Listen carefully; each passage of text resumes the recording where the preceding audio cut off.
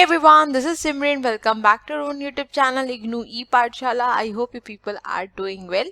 So आज के इस पर्टिकुलर सेशन में हम अपनी यूनिट 5 को कंटिन्यू करेंगे और आज हम डिस्कस करेंगे constant sum scale and Q sort scaling techniques के बारे में. इससे पहले ऑलरेडी हम डिस्कस कर चुके हैं paired comparison and rank order scale के बारे में. तो अगर आप में से किसी ने पिछली वीडियो को नहीं देखा है उसको ज़रूर देख लीजिएगा. उसका लिंक मैं आपको यहाँ पे आई बटन में शेयर कर दूंगी. और अगर आप मेरे चैनल पे न्यू है तो मेरे चैनल को सब्सक्राइब ज़रूर कर लीजिए.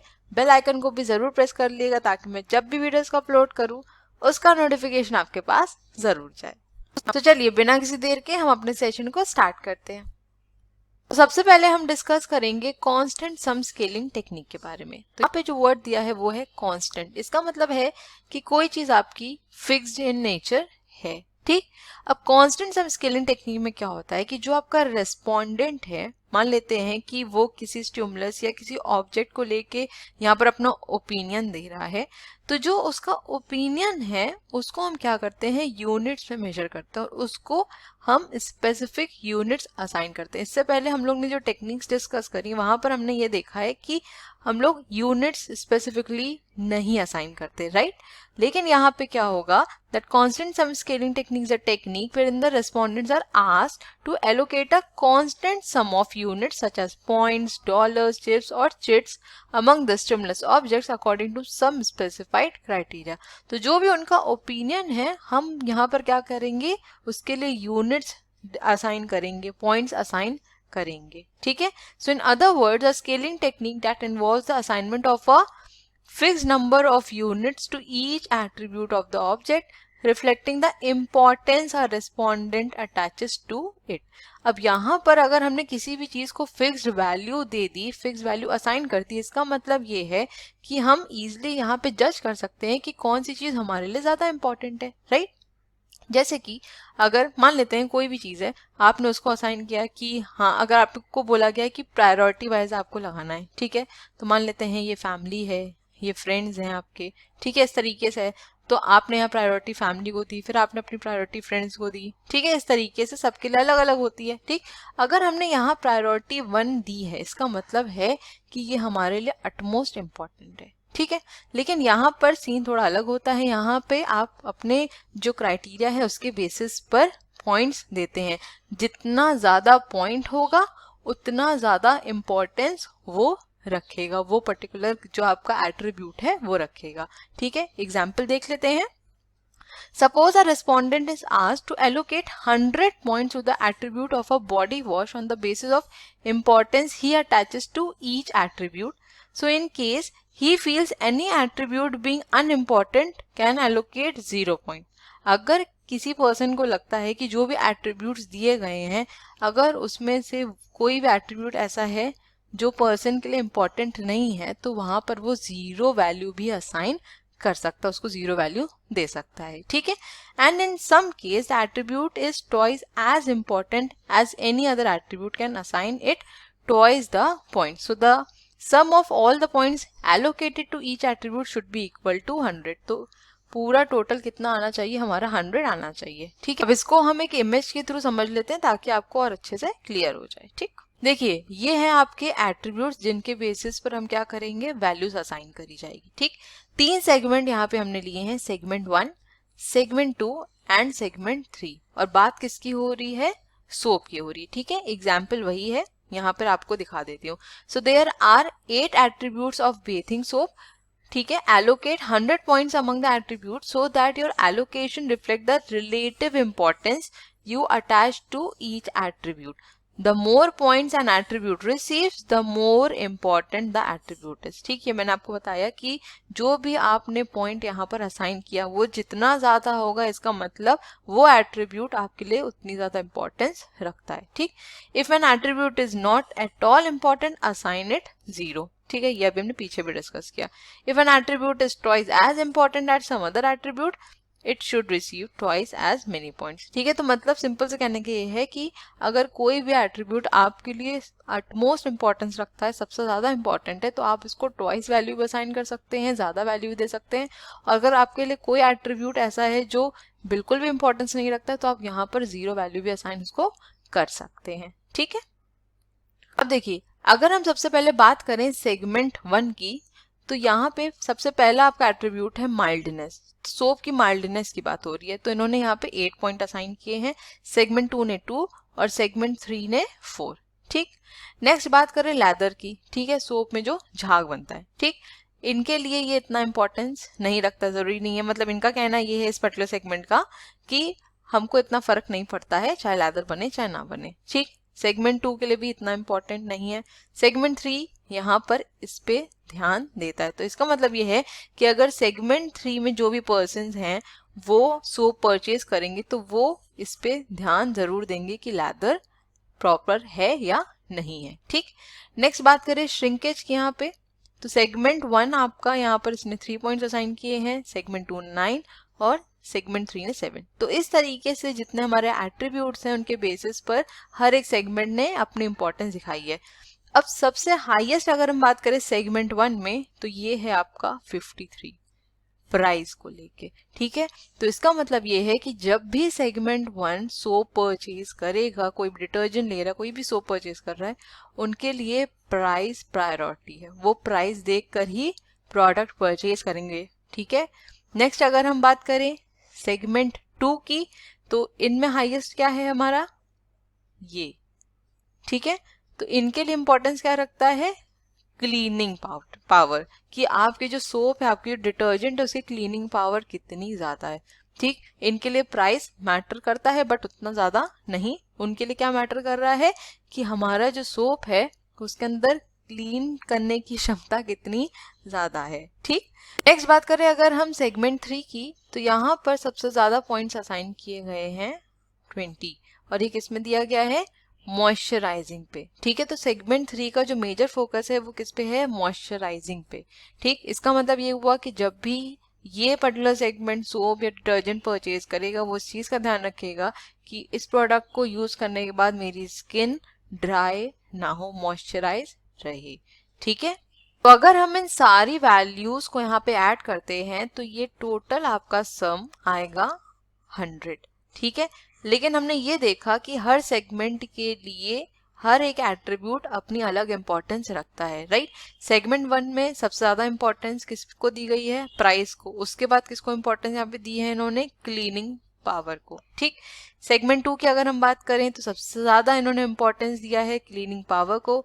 इसके बाद इनके लिए इंपॉर्टेंस रखता है प्रोडक्ट का प्राइस। ठीक, नेक्स्ट अगर हम बात करें सेगमेंट 3 की, तो सबसे ज्यादा इंपॉर्टेंस इन्होंने दिया है प्रोडक्ट के मॉइस्चराइजेशन को लेके। फिर इसके बाद इनके लिए इंपॉर्टेंस है यहाँ पर फ्रेग्रेंस की, कि जो हम सोप यूज कर रहे हैं, जो भी डिटर्जेंट यूज कर रहे हैं, उसकी फ्रेग्रेंस अच्छी होनी चाहिए। उसके बाद लेदर की। ठीक है, तो इस तरीके से यहाँ पर वैल्यूज असाइन की जाती है। जो भी सेगमेंट के लिए, जिस भी पर्सन के लिए अटमोस्ट इंपॉर्टेंस रखता है उसको ज्यादा वैल्यू दी गई है, जो चीज उनके लिए कम इंपॉर्टेंस रखती है उसको कम वैल्यू, और इवन यहाँ पर 0 वैल्यू भी असाइन की गई है। जैसा अभी हमने पीछे पढ़ा था कि अगर किसी एक सेगमेंट या किसी भी पर्सन के लिए या किसी भी रेस्पोंडेंट के लिए अगर कोई एट्रीब्यूट इंपॉर्टेंस नहीं रखता है तो वहां पे हम उसको 0 वैल्यू असाइन कर सकते हैं। तो सेगमेंट 2 के लिए फ्रेग्रेंस इतना इंपॉर्टेंस नहीं रखता, या कह सकते हैं कि 0 इंपॉर्टेंस है उसकी। ठीक, आई होप इससे क्लियर हो गया होगा कि exactly constant sum scaling technique क्या है। अब चलते हैं हम नेक्स्ट स्लाइड की तरफ।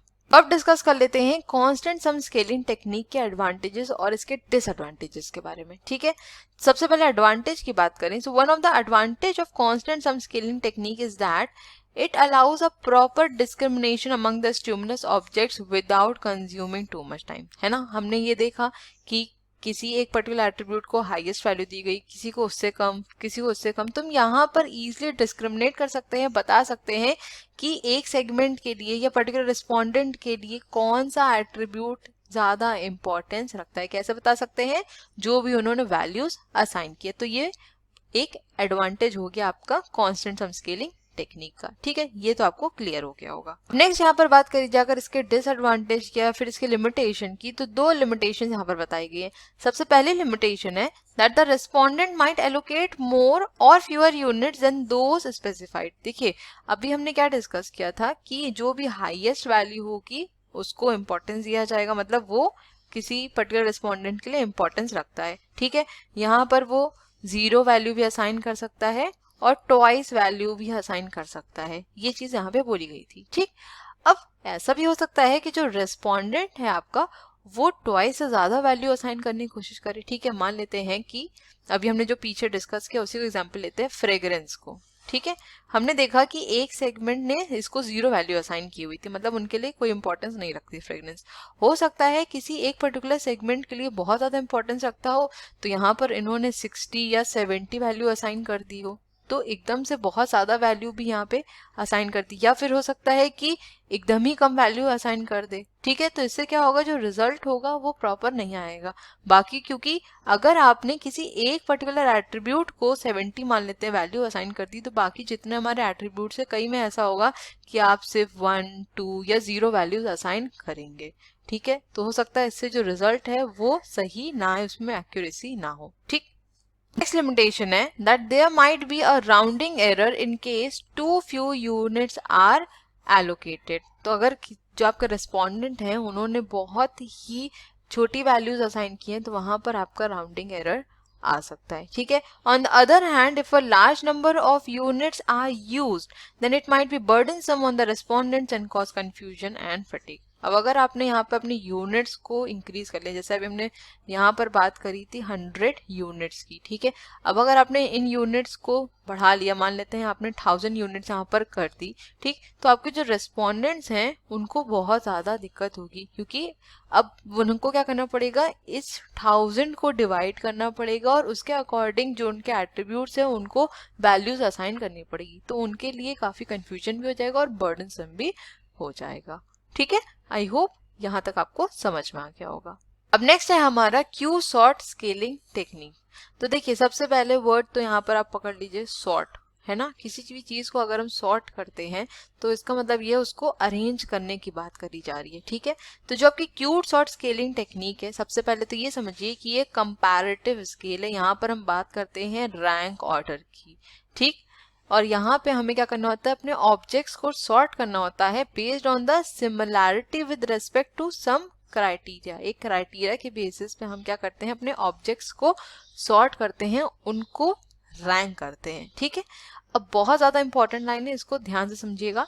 The important characteristics of this methodology is that it is more important to make comparison among different responses of a respondent rather than the responses between the different respondents। देखिए, यहाँ पर हो सकता है आप लोग को थोड़ा सा कंफ्यूजन हुआ होगा, तो मैं आपको बता देती हूँ एग्जैक्टली यहाँ पे क्या कह रहा है। यहाँ पे बोल रहा है कि क्यू सॉर्ट स्केलिंग टेक्निक में क्या होता है कि जो आपका रेस्पोंडेंट है, ठीक है, इन्होंने जो रेस्पॉन्स दिया है, तो इन्होंने जो अपने रेस्पॉन्सेस दिया है इनके बीच में कंपैरिजन होता है। ठीक है, किसी और रेस्पोंडेंट के रिस्पॉन्सेस से हम यहाँ पर कंपैरिजन नहीं करते हैं। यहाँ पे हम क्या करते हैं, जो आपका रेस्पोंडेंट है उसने जो अपने रिस्पॉन्सेस दिए हैं उनके बीच में कंपैरिजन होता है। तो यहाँ पर यही चीज कह रहा है that the important characteristic of this methodology is that it is more important to make comparison among different responses of a respondent. तो रेस्पोंडेंट ने जो रेस्पॉन्सेज दिए हैं उसके बीच में यहाँ पे कंपैरिजन किया जाता है rather than the responses between different respondent. जैसा कि हम लोग देखते आ रहे पहले कि जो एक रेस्पोंडेंट है उसने कुछ रिस्पॉन्स दिया, फिर हमने क्या किया, उसको दूसरे रेस्पोंडेंट के रेस्पॉन्सेज से यहाँ पर कंपेयर किया। ठीक है, यहाँ पे ये नहीं होगा। जो रिस्पोंडेंट अपने रिस्पॉन्सेज दिए हैं उसी के बेसिस पर ही हम क्या करेंगे, आगे कंपैरिजन करेंगे। ठीक, Therefore, it is comparative method of scaling rather than an absolute rating scale। ये absolute rating scale नहीं है। absolute rating scale का क्या मतलब होता है, जहां पर हम exactly values बता सकते हैं। ठीक है, नहीं है ये क्या है, सिर्फ आपको यहाँ पे comparison ही बताएगा। ठीक, so in this method the respondent is given statement in large number for describing the characteristics of a product or a large number of brand of a product। तो यहाँ पर सिंपली क्या होता है, एक स्टेटमेंट दिया जाता है और उसके बाद यहाँ पे जो आपका रेस्पोंडेंट है वो उसके अकॉर्डिंग रेस्पॉन्सेज देता है। अब ये स्टेटमेंट कैसे होते हैं, रेस्पॉन्सेज कैसे होते हैं, ये एग्जाम्पल से आपको क्लियर हो जाएगा। तो एग्जाम्पल यहाँ पे ये दिया हुआ है कि जो आपके रेस्पोंडेंट्स हैं उनको 100 मोटिवेशन स्टेटमेंट्स दिए गए हैं और उनको इन्हें 11 पाइल्स में अरेंज करना है, ranging from most agreed with two least agreed with. ठीक है, जो आपकी मोस्ट अग्रीड स्टेटमेंट होंगी वो सबसे ऊपर होंगी और जो लीस्ट होंगी वो सबसे नीचे होंगी। ठीक है, Ideally, the objects to be sorted shall not be less than 60 and not more than 140, while the range between 60 to 90 is considered as the most reasonable range. तो यहाँ पर सिंपली ये बोल रहा है कि जो भी ऑब्जेक्ट्स हमें मिले हैं सॉर्ट करने के लिए, हमें जिनको सॉर्ट करना है, उन्हें अरेंज करना है, रैंक करना है, 60 से कम नहीं होने चाहिए, 140 से ज़्यादा नहीं. सिंपली यहाँ पे कहने का मतलब ये है कि 60 से 140 के बीच में होने चाहिए. लेकिन अगर हम आइडल सिचुएशन की यहाँ पे बात करें तो ये 60 to 90 ऑब्जेक्ट्स के लिए बोल रहा है. ठीक है. So the number of objects to be placed in each pile is pre-specified such that the resulting data represent a normal distribution of objects over the whole set under analysis. ठीक है. तो यहाँ पे सिंपली बोल रहा है कि जो भी हमारे ऑब्जेक्ट्स हैं हमें उन्हें क्या करना है, पाइल्स में अरेंज करना, मतलब एक तरीके से कह सकते हैं हमें उनका ग्रुप करना है. ठीक. तो ये प्री स्पेसिफाइड होना चाहिए ताकि जो डेटा है वो अच्छे से हम प्रेजेंट कर सके और उसके ऊपर प्रॉपर एनालिसिस भी किया जा सके. ठीक. So the Q-sort scaling was developed to facilitate a quick discrimination among a relatively large number of stimulus objects. Thus the Q-sort scaling helps in assigning ranks to different objects within the same group, and differences among the groups of piles is clearly visible. अब ये example समझ लेते हैं कि कैसे visible होगा, किस तरीके से पाइल्स या ग्रुप्स फॉर्म किए जाते हैं. ठीक है. अब देखिए यहाँ पर एक बैग दिया हुआ है जिसमें 90 मैगजीन्स है टोटल. ठीक है. तो अभी हमने सिचुएशन की जो बात करी, रेंज की बात करी, कितने ऑब्जेक्ट्स होने चाहिए, तो 60 to 140 के बीच में होने चाहिए, लेकिन आइडियली 60 to 90 की रेंज में ही हमारे ऑब्जेक्ट्स होने चाहिए. तो यहाँ पर आपने देख लिया कि ये टोटल 90 मैगजीन्स हैं बैग के अंदर. ठीक है. अब यहाँ पे आपको चूज करनी है पहली 10 मैगजीन ऐसी that you prefer most, 20 magazines you like. ठीक. 30 magazines to which you are neutral, neither like nor dislike, 20 magazines you dislike and 10 magazines you prefer least. ठीक है. इसको यहाँ पर हम लिख लेते हैं ताकि और अच्छे से क्लियर हो जाए. ठीक. तो टोटल 90 मैगजीन्स हैं जहां पे आपसे बोल रहा है कि 10 मैगजीन्स ऐसी बताइए जिनको आप प्रेफर करेंगे, प्रेफर द मोस्ट. ठीक. नेक्स्ट है 20 मैगजीन्स ऐसी बताइए जिनको आप सिर्फ लाइक करते हो. ठीक. 30 मैगजीन्स ऐसी बताइए जिनके लिए आप न्यूट्रल हैं. ठीक है. Neither like nor dislike. Next है 20 मैगजीन्स ऐसी जिनको आप डिसलाइक करते हैं एंड 10 मैगजीन्स ऐसी जिनको आप लीस्ट प्रेफर करोगे. ठीक है. तो इनको जब हम पूरा टोटल करेंगे तो ये आपका आ जाएगा 90. ठीक है. अब हमको यहाँ पर सबसे पहले बताना है प्रेफर मोस्ट, और मैंने आपको ये बताया कि जब भी अरेंज करेंगे तो जो हमारे लिए पहली प्रायोरिटी होगी सबसे पहले वो, फिर उसके अकॉर्डिंग हम चलेंगे, जैसे जिस तरीके से इस ऑर्डर में हमने लिखा हुआ है. ठीक. तो प्रेफर मोस्ट में यहाँ पे बोल रहा है 10 मैगजीन्स. तो आप यहाँ पे देखेंगे कि ये टोटल 10 मैगजीन्स यहाँ पर इन्होंने लगाई है. ठीक है.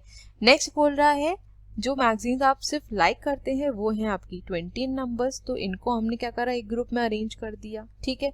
नेक्स्ट है न्यूट्रल के लिए हमने 30 मैगजीन्स यहाँ पे असाइन करी, तो 30 मैगजीन्स को एक ग्रुप में अरेंज कर दिया गया. ठीक. इनको सॉर्ट कर दिया गया. ओके. नेक्स्ट है हमारा डिसलाइक, इसके लिए 20 मैगजीन्स और प्रेफर लीस्ट के लिए 10. ठीक. तो इस तरीके से हमने क्या किया, जो भी हमारे पास ऑब्जेक्ट्स है, हमने देखा कि हमारे पास 90 मैगजीन थी, तो इनको हमें रीअरेंज करना पड़ा, इनको सॉर्ट किया, फिर अपनी प्रेफरेंस के अकॉर्डिंग ग्रुप्स को फॉर्म किया. ठीक है. आई होप एग्जाम्पल से ये क्लियर हो गया होगा. यहाँ तक थी हमारी कंपैरेटिव स्केलिंग टेक्निक. ठीक है. 4 स्केलिंग टेक्निक हमने इसके अंदर डिस्कस करी है. कौन कौन सी मैं आपको बता देती हूँ, और वीडियो को जरूर से देख लीजिएगा इससे पहले जो मैंने आपको प्रोवाइड किया था. ठीक है. हमने बात किया था कंपैरेटिव स्केलिंग टेक्निक की. ठीक. तो इसके अंदर हमने 4 स्केलिंग टेक्निक्स डिस्कस करी थी. सबसे पहले हमने डिस्कस किया था पेयर्ड कंपैरिजन, राइट. दूसरा हमने डिस्कस किया था रैंक ऑर्डर स्केल,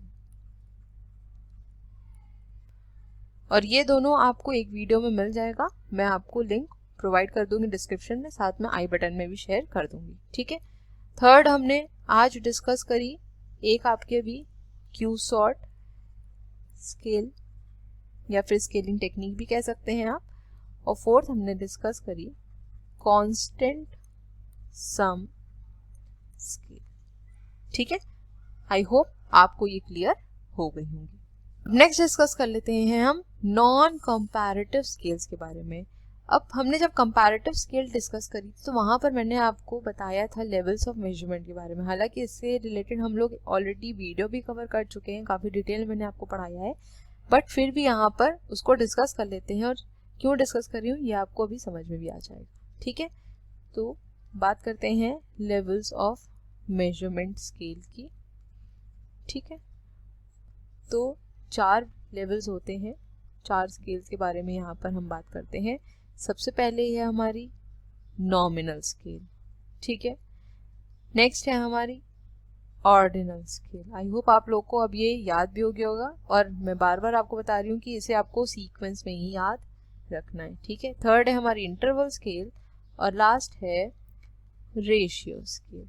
ठीक है, बहुत ही इंपॉर्टेंट है, एग्जाम में यहाँ से एक क्वेश्चन आना ही आना है। मिनिमम 10 मार्क्स का आता है और मैक्सिमम आपका 20 मार्क्स तक आ सकता है। ठीक है, तो इस यूनिट को बहुत अच्छे से प्रिपेयर करके जाना। ठीक, अब सबसे पहले बात करूं अगर मैं nominal scale and ordinal scale की, तो ये हमारी होती हैं नॉन मेट्रिक स्केल। ठीक है, अब ये नॉन मेट्रिक क्यों होती हैं? क्योंकि यहाँ पर हम डायरेक्टली अर्थमेटिक ऑपरेशंस परफॉर्म नहीं कर सकते हैं। ठीक है, वहीं अगर हम बात करें interval scale and ratio scale की, तो ये हमारी होती है मेट्रिक स्केल, जहां पर हम डायरेक्टली अर्थमेटिक ऑपरेशंस कर सकते हैं। और इसको मोनाडिक भी कहा जाता है। इसका मतलब ये है कि हम डायरेक्टली यहाँ पर फंक्शंस परफॉर्म कर सकते हैं। ठीक है, so the non comparative scale is a scale in which each object is scaled independently of the other objects in the stimulus set under study। तो यहाँ पर जो आपके ऑब्जेक्ट्स हैं इनको इंडिपेंडेंटली स्केल किया जाता है। बट अगर मैं बात करूँ कंपैरेटिव स्केल की, तो वहाँ पर आपने देखा है कि कंपैरिजन होता है। तो कंपैरिजन जब भी होगा तो ऑब्वियस सी बात है कि हम किसी भी चीज़ से या किसी ऑब्जेक्ट से या रिस्पोंडेंट के जो रिस्पॉन्सेज हैं वो आपस में कंपेयर करेंगे। ठीक है, तो वहाँ पर हम कह सकते हैं कि डिपेंडेंसी रहती है, बट यहाँ पर हम इंडिपेंडेंटली अपने ऑब्जेक्ट्स को स्टडी कर सकते हैं। ठीक है, so generally the resulting data are assume to be an interval and ratio scale. ठीक, तो एग्जाम्पल यहाँ पे दिया हुआ है कि एक रिस्पोंडेंट से यहाँ पे प्रेफरेंस पूछी गई कि उसको जेल पेन कितना पसंद है। अगर उसको बहुत ज़्यादा पसंद है तो यहाँ पर 6 दिया जाएगा उसको पॉइंट, और अगर उसने बताया कि उसको एकदम भी प्रेफर नहीं करता है वो जेल पेन, तो यहाँ पर 1 पॉइंट उसको असाइन किया जाएगा। ठीक, ये है हमारे नॉन कंपैरेटिव स्केल।